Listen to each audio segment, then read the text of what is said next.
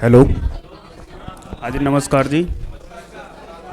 अपने अपने इंस्टीट्यूट के पुराने विद्यार्थी या नंद किशोर जी हैं, जिनका हाल ही में रेलवे एनटीपीसी में सीनियर क्लर्क के पद पर चयन हुआ है और वर्तमान में अहमदाबाद में पोस्टिंग है।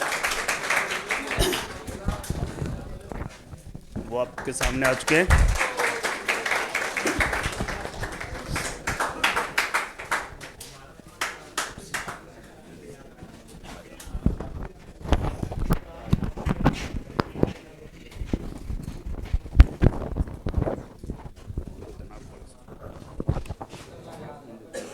वो रहा उधर, ये चालू कर देना ये।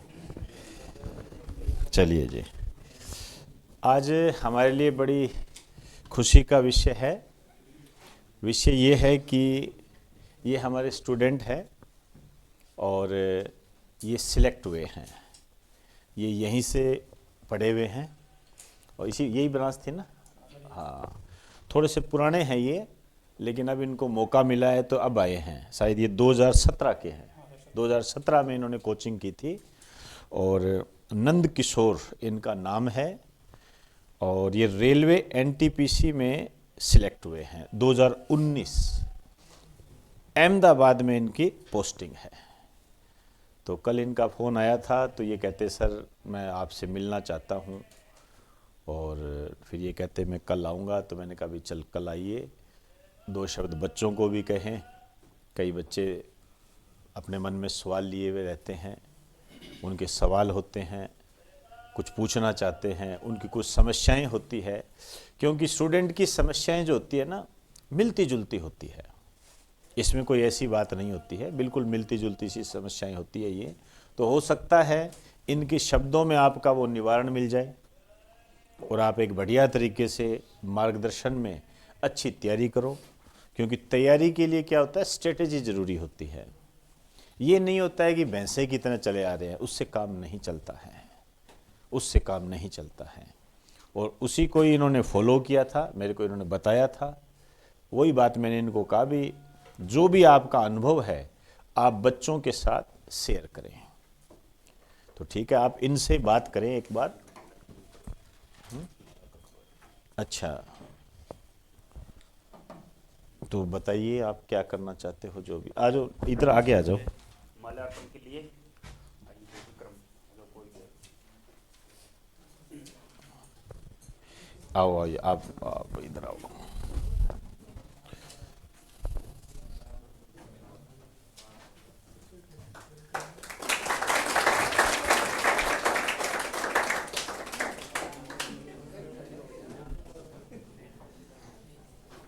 आप कर दो भाई, बहुत बढ़िया। सम्मान होता है, आराम से करो।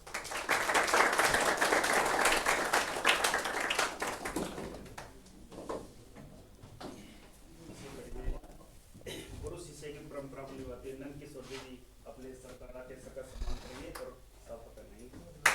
बहुत बढ़िया।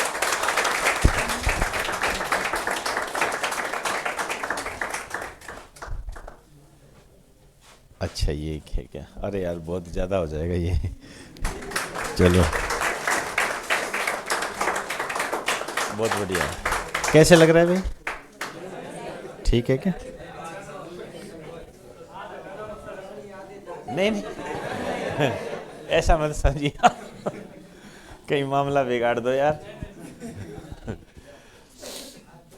चलो, अब नंद किशोर जी अपने विचार साझा करेंगे आपसे। ऑन कर दिया ना? हाँ ठीक है, ठीक कर दिया। सुप्रभातम। Good morning all of you. सुप्रभातम समझ नहीं आया क्या? आ गया ना? और बताएं कैसे हैं आप सब? चल रहा है, चल रहा है। तैयारी आराम करते से। टाइम एक बात बताओ, टेंशन किस किस को होती है कि यार मेरा होगा या नहीं होगा, क्या होगा मेरा? मेन बात तो यही होती है ना कि घर से आया हूँ, यहाँ पे आके रूम भी ले लिया है, पढ़ भी रहे हैं, कोचिंग भी कर रहे हैं, मगर सिलेक्शन होगा या नहीं होगा, यही होता है ना मेन डर तो। और नहीं होगा तो मेरी ज़िंदगी ख़राब है, यही होता है मेन बात तो ना। एक दो लोग और बोल देते हैं घर में कि नहीं होगा ना तो इधर उधर घूमेगा, कोई काम भी नहीं मिलने वाला। हम्म। सबसे बड़ा डर तो ये होता है। मेरी बता रहा हूँ कि मैं जब जयपुर में आया था, एक मैंने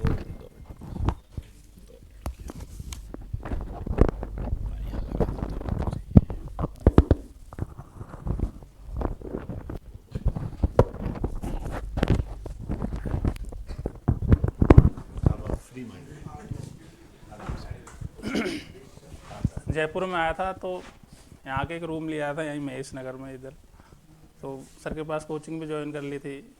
बड़ी मुश्किल से हिम्मत करके आया था, पता नहीं होगा नहीं होगा, जयपुर तो जा रहे हैं कहीं। एक सरकारी नौकरी एक अपना सभी का एक सपना होता है, स्पेशली जो गांव के होते हैं। सिटियों में तो अपने अपना सब कुछ, एक क्लास हाई हो जाती है तो नहीं भी लगे, जॉब भी नहीं करे तो कोई दिक्कत नहीं है।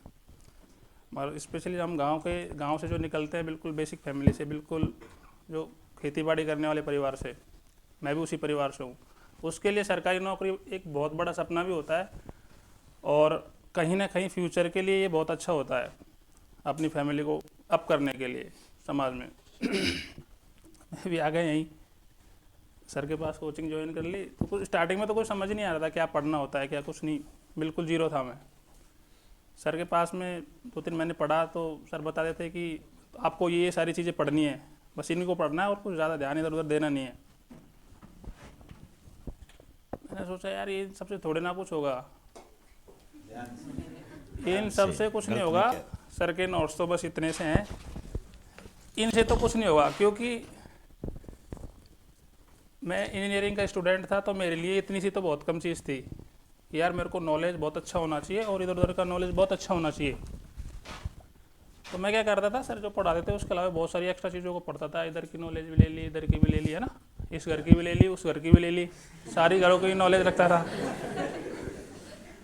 सही बता रहा हूँ। तो मामला ये हुआ कि जब पेपर देते थे तो चीज़ें उल्टा पुल्टा होने लग गई थी। ये बात ध्यान रखना कि चीज़ें इधर उधर होने लग गई थी कि यहाँ से भी पढ़ लिया, वो भी पढ़ लिया, इधर भी पढ़ लिया, ध्यान कुछ नहीं रहा। और एग्ज़ाम में छोटी छोटी चीज़ें आई थी, वो भी ध्यान नहीं रही थी ज़्यादा पढ़ने के चक्कर में।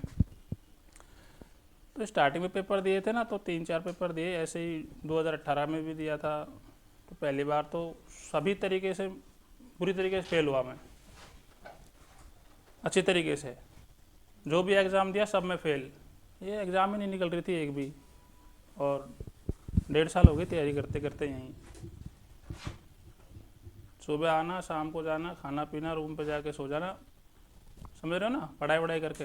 ऐसे नहीं सोते थे, नींद ही नहीं आती थी, नींद नहीं आती। मैं तो सच बताऊँ तो मैं सोने लगता था, मुझे डर भी लगता था 10-15 मिनट पहले, इतनी को नींद आ गई तो कल क्या होगा। सही बता रहा हूँ। तो पढ़ने का तो देखा यार क्या पढ़ रहा हूँ मैं, समझ में ये नहीं आया सबसे पहली बात तो, कि इतना पढ़ रहा हूँ फिर भी कुछ नहीं हो रहा। मैथ भी पढ़ता था, मैथ इधर चौधरी सर के पास पढ़ता था मैं, तो चौधरी सर की भी सीट थी, उसके अलावा भी थोड़ा मैथ का स्टूडेंट था। तो फिर वही वाली बात थी कि खुरापाती दिमाग था कि उसको पढ़ लिया, उधर भी जाना है, सारी चीज़ों को देखना। क्योंकि हर एक टीचर की एक अलग अप्रोच होती है, ये बात ध्यान रखना। मैथमेटिक्स के अंदर भी मैथ पढ़ते हो ना, तो प्रॉफिट लॉस का एक क्वेश्चन है, उसको सॉल्व करने का सर का एक अलग तरीका, मेरा एक अलग तरीका है। अब बोले जीके में तो कुछ चेंज ही नहीं होता है जीके में भी चेंज। तो सबसे पहले जो चेंज की मैंने फेल होने के बाद में देखा यार कमी कहाँ चल रही है मेरे अंदर, क्यों नहीं हो रहा है, इतना पढ़ भी रहा हूँ फिर भी सिलेक्शन नहीं हो रहा। तो सबसे पहले तो मैंने स्ट्रेटजी चेंज की पढ़ने की, कि यार पढ़ना क्या है, आखिर में ये तो पता लगे कि कहाँ से पेपर बन रहा है। एक तो मान लो मैं हूँ अभी इस टाइम पे कि मेरे से आप पूछोगे रेलवे एनटीपीसी अभी होने वाला है, सबने फॉर्म भी डाल दिया होगा। अभी मेरे से पूछोगे कि आप यदि एनटीपीसी फिर से देते हो तो एग्ज़ाम को कितने दिन में निकाल लोगे, मैं बोलूँगा कि मैंने 2 महीने पढ़ूंगा ना मैं आराम से, तो मैं निकाल लूँगा एग्ज़ाम को, कोई दिक्कत नहीं है। कि मुझे पता है इस टाइम में मुझे कहाँ से पढ़ना है। और स्पेशली एनटीपीसी या रेलवे की बात करोगे तो जो टीसीएस पेपर बना रही है उसमें 50% पेपर मैं दे दूँगा आपको, कोई सी भी शिफ्ट का हो। वैल्यू चेंज होगी, पर्सन वही आएगा। इतना एक्सपीरियंस भी हो चुका है चीज़ों को लेकर के। टीसीएस लेती है ना, अभी भी टीसीएस लेती है ना, 50% पेपर यदि मेरे से बोलोगे ना मैं बना के दे दूँगा यहाँ पे आपको। बस आपको 15% और पढ़ना, 65% में सिलेक्शन हो जाता है आराम से, 100% लाने की ज़रूरत नहीं है। तो चीज़ों को समराइज़ करना स्टार्ट किया कि कम से कम, अब ये थोड़े ना जीके इतना बड़ा पढ़ लेंगे, तो मैथ भी है, रीजनिंग में और भी बहुत सारे सब्जेक्ट होते हैं इधर उधर के। करंट है, स्पेशली करंट में मैंने धोखा बहुत खाया था। इधर उधर की चीज़ें होती है ना, पता थोड़ा नहीं लगता कहाँ से आने वाला है पेपर। तो सर बहुत कम शब्द लिखाते हैं, सर की जो अप्रोच है ना, कम शब्द हैं, चीज़ें बढ़िया बढ़िया हैं। देखा होगा आपने रजिस्टर बनवा रहे, अब तो पता नहीं सर का क्या चल रहा है, मैंने देखा नहीं 3 साल से, ये मानते नहीं है, ये है ना। मानते नहीं है ये। सर ये की आज भी यही कहते हैं, अरे यार मरा दिया, पैसे लग गए, क्या करूं, ऐसे जोर जोर से आवाजें निकालते हैं आज भी। इसीलिए तो आपको कहा है और इनको कहता भी हूँ, हर बच्चे इसके आप वीडियोस देखिए वो क्या कह रहा है। अब आप इसको समझ सकते हो तो समझ लो भाई, नहीं तो भैया 1.5 घंटे की क्लास डेली चलती है, जहाँ मर्जी है वहाँ कीजिए, कोई फर्क नहीं पड़ेगा। जैसे 1.5 साल इन्होंने लगाया वैसे आपका भी लग जाएगा, एक दिन समराइज तो करना ही पड़ेगा। बात ये है कि टाइम को कम करना है ना हमको, तो कि कम से कम टाइम में एग्जाम निकल जाए, और इससे अच्छा क्या होगा। सर कम से कम शब्द लिखाते हैं, और इसका रिवीजन भी आप 2-3 घंटे में कर लोगे, पूरे रजिस्टर को पढ़ोगे ना। तो मैगजीन्स को यदि आप रोज़ पढ़ते रहते हो तो बाद में एग्जाम देते टाइम पे तुम जाओगे ना पढ़ने के लिए। मेरे हिसाब से 3-4 घंटे में इसकी रीडिंग कर लोगे आप, ऊपर ऊपर से देखोगे ना, तो उस टाइम पे तो पता होता है कहाँ क्या लिखा हुआ है। तो एक बहुत अच्छी अप्रोच बन जाती है एग्जाम टाइम पे। तो सर का जो पढ़ाने का तरीका लगा मुझे ये सबसे अच्छा लगा, कि मैं इधर उधर की चीज़ों में भग रहा था, वो जो 1.5 साल बाद समझ में आई थी चीज़ें, वो पहले सर ने तो पहले अपनी स्ट्रेटेजी बना रखी थी। क्योंकि एक जो मेरे को भी एक्सपीरियंस है, सर को मेरे से कहीं ज़्यादा एक्सपीरियंस है। तो सर को एक्सपीरियंस है, उसके आधार पर सर बताएं, सिर्फ वो कर लो, काम हो जाएगा। जीके में तो आराम से, जीके के 30 प्रश्न आ रहे हैं तो 30 में से 30 तो सही होने वाला नहीं है किसी से भी। मैं जाऊँगा तो भी नहीं होंगे, आप में से कोई धुरंधर जीके का जाएगा वो भी नहीं आएगा, खुद जाऊंगा तो भी नहीं होगा, सर से भी नहीं होंगे 30 में से 30 तो। मगर 30 में से यदि आप स्कोर कर रहे हो 15 से लेके 20 के बीच में, तो ये लगा लो आपने सब कुछ ले लिया जीके का। 15 से लेके 20 बहुत ज़्यादा हो जाते हैं इतने क्वेश्चन जीके के अंदर। अभी क्या है, मैं इनको एसएससी के एमसीक्यू करवा रहा हूँ और इनको कह रहा हूँ आप देखो नोट्स में कितने हैं, तो लगभग नोट्स में 18-20-21 18-20-21 ये रेशियो आ रहा है। इससे बढ़कर और 25 में से 18-20 क्या चाहिए, इससे बढ़कर नहीं, मैं तो मेरा अनुभव बताया कि 15 से 20% से ही हो जाते हैं ना। ये तो कह रहे हैं 30 में से 15-20 आप कर लेते हो तो ठीक है। हाँ, आप लाइन में आ गए, आप लाइन में क्या बहुत अच्छा कर लोगे, एग्जाम निकल जाएगी। 15-20 क्वेश्चन बहुत होते हैं, क्योंकि सिलेक्शन के लिए 100 में से 100 नंबर का पेपर होता है। तो अब कभी देखी कट ऑफ 90 गई, एक वो पेपर लीक हो गए, इधर उधर से जुगाड़बाजी करके ज़्यादा नंबरों पर ऐसे पहुँच गए, हो रहा हो और रेलगाड़ी में हो रहा हो, वो एक अलग वो बात वाली हो जाती बात है। अलग है, जिसमें 90 या 80 नंबर का हो जाए, जो उसमें तो 80 भाई नंबर वो कट ऑफ अलग चल चीज़ जाए, होती है। ऐसी तो बात है नहीं। कट ऑफ मेरे अकॉर्डिंग यदि कोई पेपर हो कितना भी टफ हो, कि कोई सा भी एग्जाम हो, एग्जाम कोई सा भी हो, मेरे अकॉर्डिंग 100 में से 70 नंबर 65 इतनी कट ऑफ रहती है। कोई सा भी एग्जाम उठा 72 देखा, हर एग्जाम की यही कट ऑफ रहती है 75। ऐसी 75 से ऊपर कट ऑफ जा रही है तो डाउट का विषय है, ध्यान रखना। क्योंकि कंप्यूटराइज तो दिमाग है नहीं हमारा, नहीं इस बेसिस थोड़ी ना काम करता है कि डाटा फीड है, बस एक बार देखा एकदम Ctrl+F किया, फाइंड हुआ और आगे आंसर, ऐसा तो नहीं है ना। इतनी फाइलें तो सेव नहीं हो सकती किसी के भी दिमाग में, क्योंकि ह्यूमन नेचर है ना अपना सभी का, और ह्यूमन माइंड है ना।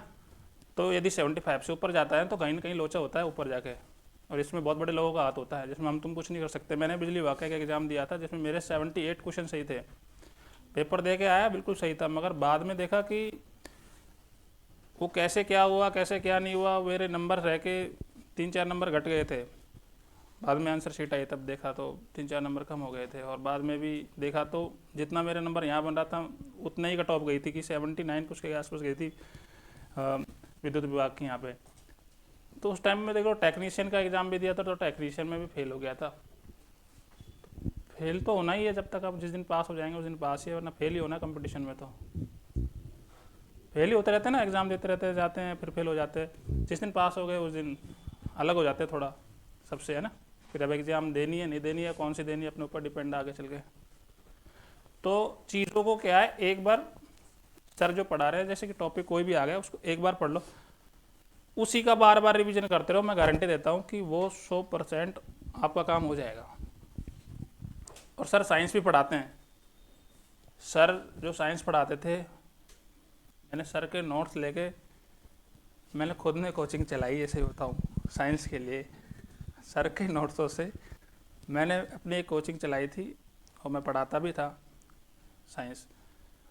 तो ये चीज़ें वजह रही थी कि पढ़ाने लग गया था, पढ़ा दे, नहीं तो क्या करूँ, जॉब तो मेरे लिए बहुत बड़ा टफ काम था, समझ रहे हो ना। मैंने आपको बताया था ना कि अभी एक थोड़े टाइम पहले एक इंक्वायरी आई थी कि मुझे साइंस में विस्तार करना है, मैं देखता रह गया उसको। वो एक ऐसा प्राणी है, मैं वैसे नाम नहीं लूंगा, वो ऐसा प्राणी है जो लगा लगा के आया, लगभग 30-50 हज़ार रुपये लगा चुका है वो, और सभी से दुखी होके आया, लेकिन फिर भी उसको विस्तार चाहिए। मैंने कहा भाई तू पढ़ ले एक बार। क्या नहीं, मेरे दोस्त कहते हैं। भाई तेरे दोस्त तो पहले वो 30,000 वाला भी कह रहे थे, वहाँ तेरा अनुभव कैसा रहा? क्या वो तो बेकार रहा। तो अब तेरे को दोस्त कह रहे हैं वो अनुभव कैसा रहा? माना नहीं साहब, माना नहीं, अभी और वक्त लगेगा उसको। मैंने कहा तो कर तू एक बार, तो विस्तार ही ले एक बार, और ऐसा विस्तार ले। देखो बेटा, विस्तार जो होता है ना, ये कुछ भी नहीं होता है, कुछ भी नहीं होता है। यदि आपकी स्ट्रेटेजी सही नहीं है ना, विस्तार क्या कर लेगा।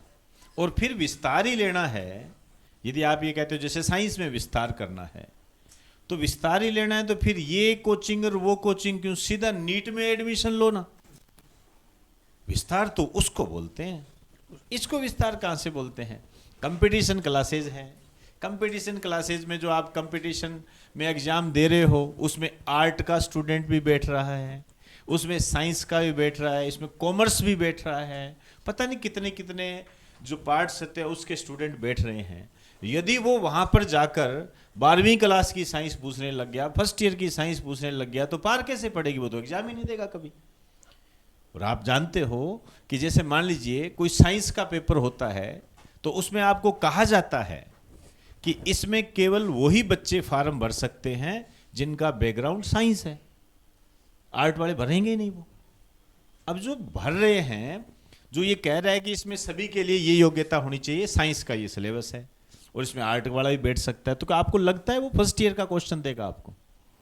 ये कॉमन सेंस होता है। लेकिन वही चीज़ें हैं, जगह जगह इधर उधर जाते हैं, कोई कुछ कहता है, कोई कुछ कहता है, अपनी सोच लगाते नहीं है। और टीचर भैया आजकल देखो, जैसे मैं मेरी बात करूं, मेरे से तो बेटा ज़्यादा बोला नहीं जाता इस मामले में, और अब की आदत नहीं है, शुरू की आदत नहीं है। मेरा ये मानना है कि जब तक यहाँ पर ना पढ़े तब तक बात समझ में आती नहीं है, मेरा ऐसा मानना है। और मैं कहता इसलिए नहीं हूँ क्योंकि थोड़ा सा आत्मसम्मान को लेकर बहुत बड़ा मैं चिंतित रहता हूँ, और मानता हूँ कि आत्मसम्मान पर ठेस नहीं लगनी चाहिए, कुछ वो भी मान सकते हो। क्योंकि यदि मैं बताऊँगा तो लोगों को ये लगता है कि कोई फीस लेने के लिए कर रहा होगा, तो भाई तू तेरा हिसाब से देख ले, सिंपल सी बात है। इसलिए मैं कहता नहीं, और फिर उसके पढ़ती है तो हो जाता है उसका। अब जैसे ये आए, अभी इन्होंने कह दिया अभी 1.5 साल तक इन्होंने पढ़ा ही नहीं, उन्होंने यहाँ तक आ रहे कुछ नहीं है, नॉर्मल है यार। इधर उधर किसी ने कहा होगा तो हो गए विचलित, विचलित हो गए तो विचलित वाला ही रिजल्ट आया, सिंपल सी बात है। और जब संभले कि अब मुझे करना क्या है, समराइज किया, मैं देखूं मेरी गलतियां कहाँ हैं, तो आपके सामने है सिलेक्ट है, सिंपल सी कहानी है ये। अब मैं इनको कहता नहीं नहीं तुम यही पढ़ो, तुम यही पढ़ो, तुम ये मत करो, अरे नंद किशोर ऐसे मत कर, कब तक कहता मैं इसको, कब तक कहता मैं? कह देता, इनको लगता है ये ऐसे ही कर रहा है, एडमिशन लेने के लिए कर रहा होगा, पता नहीं क्या है, कुछ नहीं है, ऐसे होता है ये। आप लोगों में से 90% बच्चे ये सोच रहे हैं, बुरा मत मानिए इस चीज़ का। मैं भी बैठा होता तो मैं भी ये सोचता, ऐसा कुछ भी नहीं है। मैं भी यदि आपकी जगह होता और मैं ये बोल रहा होता तो आपके मुंह से भी यही सोच निकलता, क्योंकि हमारा एज ग्रुप ही वही रहता है। हम ये सोचते अरे नहीं यार ऐसे ही कर रहा होगा, बहुत देखे हैं, बहुत देखे हैं मैंने, ऐसे सांस ले लेके बोलते हैं जोर जोर से एक ही सांस में, बहुत देखे हैं मैंने। लेकिन बेटा ऐसा नहीं होता है, ध्यान रखना, ऐसा नहीं होता है। मैं भी जब आपकी जगह था मैंने भी नहीं मानी भाई, कई टीचर्स की बात मैंने नहीं मानी, मैं स्वीकार करता हूँ, स्वीकार करता हूँ। तो रिजल्ट आपके सामने है भाई, आपके सामने है रिजल्ट। हम कह अरे नहीं यार ऐसे ही है, कुछ नहीं होता, हम जानते नहीं क्या, वो उतना पढ़ रहा है, मेरा दोस्त बता रहा था 5 साल से पढ़ रहा है, 5 साल, अरे बोलता भी क्या 5 साल से तैयारी कर रहा हूँ भैया, 5 साल। मेरे को ये समझ में नहीं आता कि वो अपनी बेवकूफ़ी बता रहा है कि ब्रिलियंट बता रहा है, मुझे आज तक ये बात समझ में नहीं आई। 5 साल है भैया, ये कर ले हो जाएगा तेरा, तेरा तो नहीं हुआ यार। अरे कुछ नहीं है वो राकेश मेहरा, अरे वो टाइम बहुत लगाता है, कुछ नहीं है यार 2-3 मिनट। अरे सर हमको पहले सर ऐसे ही समझाते थे कि 5 साल हो गए कि लोग आते हैं गांव से यहाँ रहते हैं कि कितने दिन हो गए तेरे, भाई मैं 5 साल से रह रहा हूँ, रूम उस गली में मिलेगा, आजा रह ले तू भी। 5 साल से हो गए थे। ये है बस, वो रूम देने का काम करते हैं बेटा। इधर उधर जाएंगे, जानकारी होगी तो कोई कहीं जाके 500 रुपये कम करा देंगे। तो ये बेटा मैं बेइज्जती नहीं कर रहा उनकी, मैं आपको बता दूं मैं बेइज्जती नहीं कर रहा, लेकिन उनके आधार पर मैं आपको सिखा रहा हूं ये मत करो, मैं ये कह रहा हूं। नहीं तो आप भी दूसरों को रूम दिलाते फिरोगे, या कोई रिश्तेदार आएगा हॉस्पिटल में जाके उस पर रोटियां पहुंचाओगे उसको, या दूसरा कोई पेपर देने आएगा तो उसके लिए कमरा कुमरा साफ करके रखोगे। इससे ज्यादा कुछ नहीं होगा, इससे ज्यादा कुछ नहीं। जल्दी जल्दी निकलिए यहां से, जितना जल्दी निकल सकते हो, जितना जल्दी निकल सकते हो। 1.5 साल 2 साल लगता है, बस 1.5 साल 2 साल का पता नहीं लगना चाहिए कि कल संडे है मंडे है, बस कर दो भैया। पढ़ना है, या तो मैं आर होगी या पार होगी। कम से कम मेरी आत्मा ये नहीं कहेगी कि मैंने तैयारी नहीं की थी यार, मेरी आत्मा हमेशा ये कह दिया भाई चेतराम पढ़ा तो बहुत था भाई, तू पढ़ा तो था तू। वो फिर शिकायत नहीं होती, शिकायत नहीं होती। ध्यान रखना, मैं पढ़ा था ना तो पढ़ाई था, ये मैं गर्व के साथ कहता हूं, पढ़ा था तब पढ़ाई था। और जब मैंने मस्ती मारी थी ना तो मैंने मस्ती ही मारी थी, और आप जितनी मस्ती आपने पूरे जीवन में मारी है ना उतनी तो मैंने 1 साल में मार ली थी। लेकिन जो काम मैंने किया ना उसको दिल से किया, ऐसे नहीं किया। पढ़ा तो पढ़ा, नहीं पढ़ा तो भाई नहीं पढ़ा, फिर पढ़ा नहीं पाए। स्वीकार करता हूं इन चीजों को। ग्राफ नीचे गया हुआ है मेरा, मेरी लाइफ के अंदर ग्राफ नीचे गया हुआ है परसेंटेज का। मैं भी आपकी तरह ऐसे ही बोलता था, हे भगवान बस बस पास करा दे, पास करा दे, इस बार दोबारा ना बैठना पड़ जाए इस क्लास में, नहीं तो क्योंकि सारे आगे चले जाएंगे मैं पीछे बैठा रहूंगा। ये हकीकत है, ये हकीकत है, और इसमें स्वीकार करने में कोई मुझे ऐसा शर्म महसूस नहीं हो रही है। क्यों? इसके माध्यम से मैं आपको ये बताने जा रहा हूं कि जी जान लगा दो, जी जान लगा दो, कोई दिक्कत नहीं है। और ये भी बात बता रहा हूँ कि यहाँ जितनी जी जान लगा रहे हो ना, जॉब लगने के बाद में उससे ज़्यादा जी जान लगानी पड़ेगी जॉब को करने के लिए, ये मैं फैक्ट बता रहा हूँ। वो तो होता ही है। जॉब लेना बहुत आसान है, जॉब को करना बहुत कठिन है। नौकरी जो भी मिलती है ना आपको उसको करना बहुत कठिन है। देख लीजिए 2019 के जॉब लगने के बाद अब आए हैं, 2024-25 में आ गए, अब आया नहीं गया।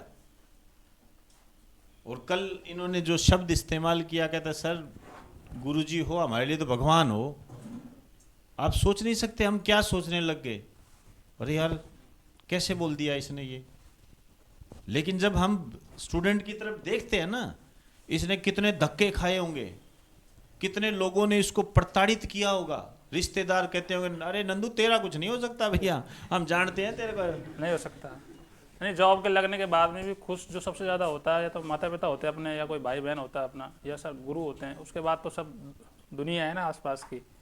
तो क्या लग कैसे गया यार, ये लग कैसे गया? हाँ हाँ, कोई पैसे वैसे देके सेट हुआ है, क्या चक्कर है? बहुत है।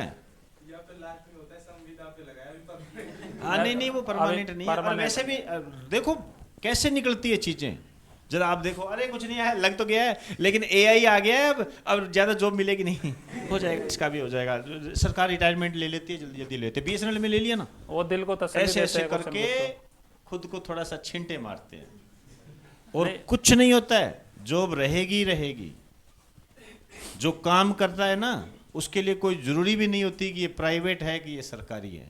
जो काम करता है वो काम करता ही है। मुकेश अंबानी कोई गवर्नमेंट जॉब नहीं लगे हुए, वो ध्यान रखना, काम करते हैं तो काम महत्वपूर्ण होता है, कोई दिक्कत नहीं है। आज समय समय पर आप देखते होंगे चाय के स्टार्टअप बने हुए हैं छोटे छोटे। आप देखिए आदमी चाय ना पिए ना तो जाके चाय पिए, तो जाके चाय पिए, और लाखों कमाते हैं ये लोग, लाखों कमाते हैं। उनको जब कहोगे ना यार तेरा ग्रुप डी में करा दूं, कहते ना भैया तू ही लग जा, हम तो यहीं सही है। ये दलाल सबसे बढ़िया हैं। गुरुजन दलाल सबसे बढ़िया है मंजिल तक पहुंचाने के लिए। मैं तो यही कहूँगा, सही बात है। किसी दलाल या किसी की जानकारी के चक्कर में मत पड़ो। मैं तो नहीं पढ़ता, ना तो पढ़ा, ना अभी भी पढ़ता हूँ किसी के भी चक्कर में। और अपने गुरुजन है, अपने माता पिता तुम्हें यदि किसी चीज़ के लिए जलील कर रहे हैं अभी हाल फिलहाल की नहीं हो रहा, ये नहीं हो रहा, इससे ज़्यादा ध्यान रखना कि आप जॉब में भी जाओगे ना, वहाँ जलीलियत तो झेलनी पड़ेगी आपको। क्योंकि आपके ऊपर इतने ऑफिसर हैं या एडमिनिस्ट्रेशन में इतने ऑफिसर बैठते हैं कि आप किसी भी काम को इतनी सी भी गलती आ गई, जैसे जलील माता पिता तो कुछ भी नहीं बोलेंगे, वो फाइल को ही फेंक देते हैं जा। असली दादागिरी वहाँ होती है सिस्टम में। अपने में ये बात ध्यान सहनशीलता रखना, रखिए। सहनशीलता रखना बहुत जरूरी है। जरूरी होती है, चीजें बहुत होता है। इससे यहाँ पह- जैसे आप बोल देते हो ना, जैसे कई बार बोल दिया, मेरे को बोला कैसे, पैसे दिए हैं, ऐसे हिम्मत है तो वहां बोल के देखना। वहां जब आपका अधिकारी बोले ना, आप कहना क्यों, तू कौन होता है, एग्जाम पास करके आया हूं, एक बार बोल देना, सोचने को मजबूर हो जाओगे कि मैं करूं क्या। तो इसमें वो नहीं है कि वो रोब मारता, वो उसकी ड्यूटी है भाई, ड्यूटी है। उसको आप गलत नहीं कह सकते हैं। वो आपसे काम करवा रहा है, क्योंकि उसको आगे जवाब देना है, वो आगे वाले को उसको जवाब देना है, फिर उसको जवाब देना है। उसको आप गलत नहीं कह सकते, वो पर्सनल हो ही नहीं सकता आपके साथ। उसको आगे जवाब देना है, जो जिसको वो जवाब देगा उसको आगे जवाब देना है।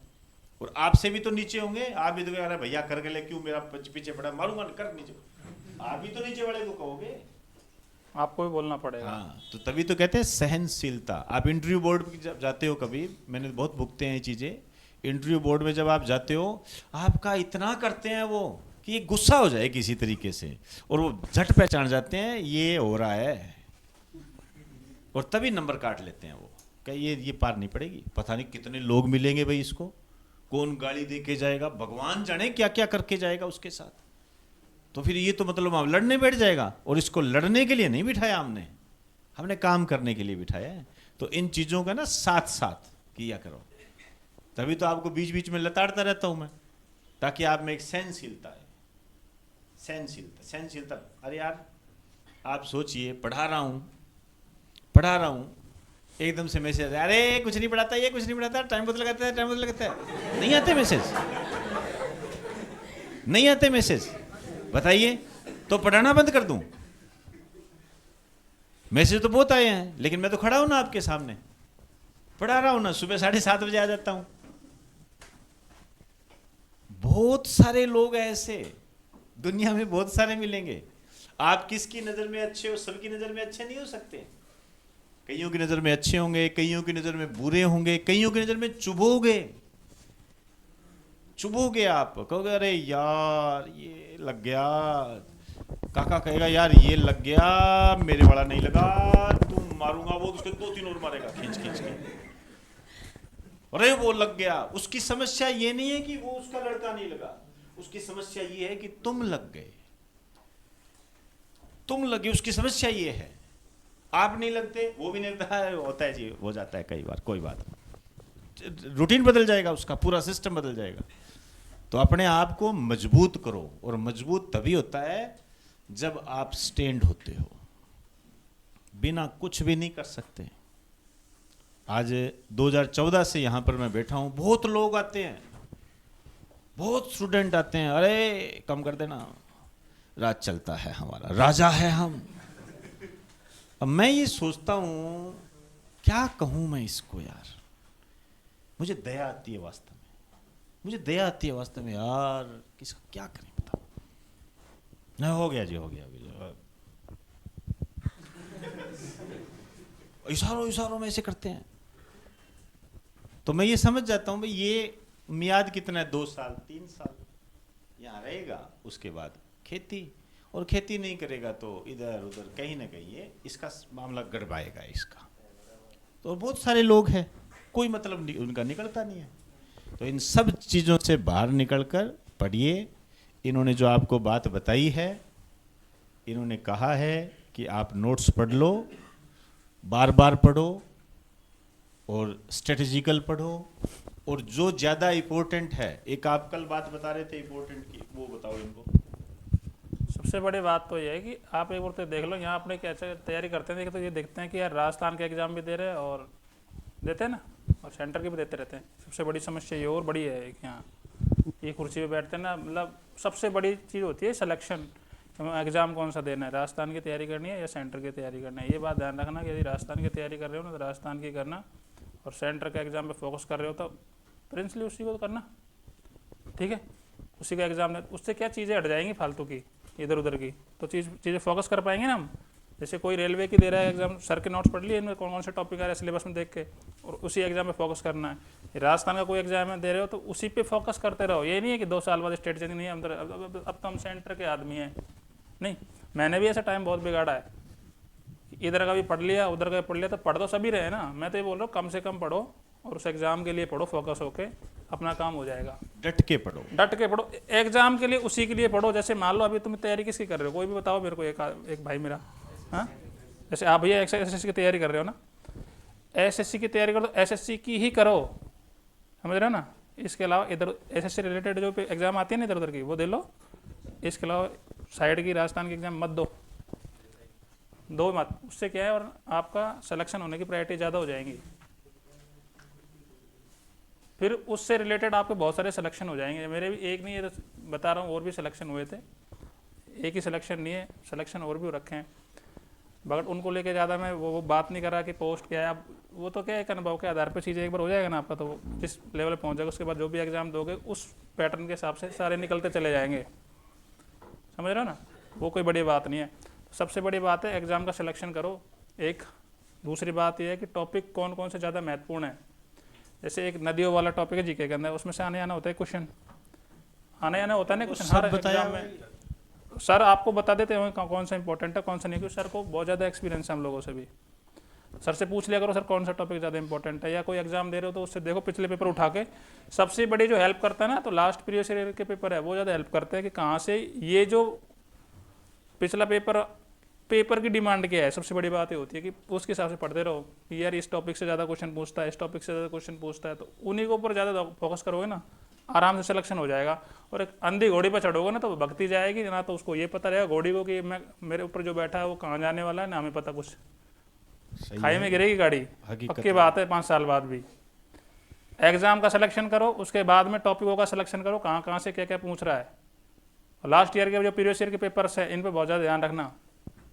जो TCS लेते हैं ना पेपर, उसका पैटर्न लगभग एक ही रहता है, देखा होगा ना। अब अल्बला ट्रेंडिंग अब क्या चल रहा है अभी का नहीं पता, मगर लास्ट ईयर को देखो ना, उसी से रिलेटेड इधर उधर करके क्वेश्चन पूछेगा, वैल्यू चेंज कर देगा। यदि ये भी बात है कि जैसे काफ़ी शिफ्टों में पेपर होता है ना, तो जैसे प्रॉफिट लॉस है, कोई भी सिंपल इंटरेस्ट का है, कंपाउंड इंटरेस्ट का है, मैं मैथ को लेकर के बात कर रहा हूँ, एक बार जीके को लेकर नहीं, जीके को लेकर भी करूँ तो यदि मैं पॉलिटिकल साइंस से क्वेश्चन पूछ रहा है किसी एक टॉपिक से, उसी के इधर उधर होके दूसरी शिफ्ट में भी पेपर आता है।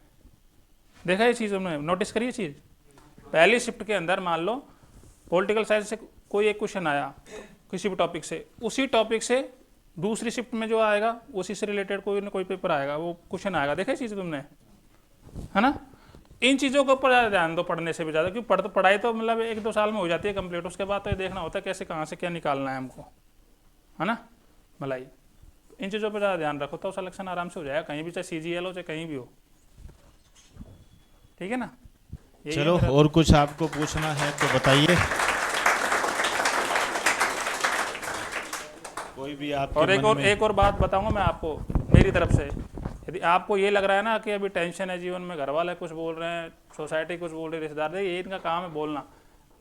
इससे भी ज़्यादा प्रेशर ये लाइफ में देना, प्रेशर आपके ऊपर डिपेंड है, आप लेना एक तो ये बोलता है कि लाइफ के अकॉर्डिंग, मतलब जैसे जैसे हम आगे चलते जाएंगे प्रेशर बढ़ता जाएगा, नहीं, आपके ऊपर डिपेंड है, आप प्रेशर को लेते हो या नहीं लेते, समझ रहे हो ना। लोगों को इधर उधर को बिल्कुल हटा दो लाइफ से, फालतू के लोग है ना उसको ब्लॉक कर दो, मोबाइल नंबर से, फेसबुक से हटा दो, फेसबुक ही डिलीट कर दो, समझ रहे हो ना। सोशल मीडिया से दूरी, इन चीज़ों से मैं अभी सोशल मीडिया में भी, मैं फेसबुक पे नहीं हूँ। मैं तैयारी करता था तब तो था, मगर अभी नहीं हूँ। बताइए। तब तो था, अभी नहीं हूँ। इंस्टाग्राम पे पहले तो था, अभी नहीं हूँ। व्हाट्सएप पे भी जो लिस्ट मेरे दोस्तों की 50-60 रहती थी, इधर उधर के रिश्तेदारों की रहती, सबको ब्लॉक कर रखा है मैंने आज भी। क्यों यार, चक्कर ये है ना कि अपन को सीधे सीधे चलना है, इधर उधर की पब्लिक से मतलब ही नहीं है, तो आपको लाइफ जीने में आसानी होगी, समझ रहे हो ना। ये वाली बात है बस। ये इस स्ट्रेस का बहुत बड़ा रोल रहता है लाइफ में। ये भी तैयारी करने जा रहे हैं, टेंशन हो रही है, दिमाग में बीपी बढ़ रहा है आराम से, यार क्या पढूं क्या नहीं पढूं, इधर से किसी ने कुछ बोल दिया उसी टाइम पे, बस दिमाग खराब। आपका तो एक दिन खराब हो गया ना, आपका 24 घंटे खराब हो गए ना, किसी के कुछ बोलने से। यदि आपका 24 घंटा खराब होता है या 2 घंटे भी खराब होता है, सब लाइफ बेकार है। तो साइड के लोगों को बिल्कुल हटा दो, सीधा सीधा चलो। अपने घर में मम्मी पापा है, भाई बहन है अपने, है ना, 1-2 दोस्त, ज़्यादा नहीं, बढ़िया लगे आपको 1-2 दोस्त, उनसे संपर्क रखो, बाकी की दुनिया को ब्लॉक आउट करो, हटाओ, समझ रहे ना, ये वाली बात है। चलो ठीक है, ठीक है,